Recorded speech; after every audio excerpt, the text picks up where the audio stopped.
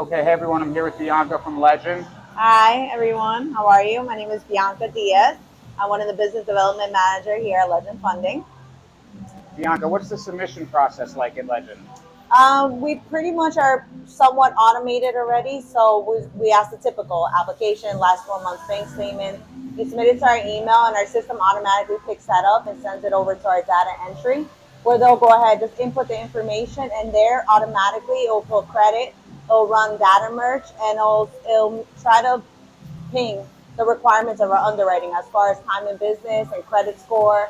And it also pulls like the financial data to see if there's any negative days, if it meets our minimum average revenue and stuff like that. So you'll get an automatic decline within like 5 to 10 minutes from the time you submit. Okay, nice. The only time it takes a little bit longer is when it actually passes that minimum credit stoppage.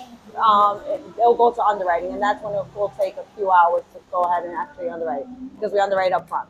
Nice. And what kind of deals do you guys normally like? It's hard to pinpoint as far as the industry goes. You know, we have like those high risk industries, which is trucking, construction, real estate, which are ones that we'll still do, but there are a little bit more requirements to get there as far as like time of business, credit, and stuff like that. But normally, what I notice that our underwriters are looking for, they're looking at people with over 2 to 3 years in business, over 600 credit score, anywhere from a first to third position.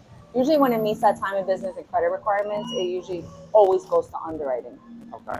And how quick would you say is underwriting? About 2 to 4 hours over turnaround time. Okay.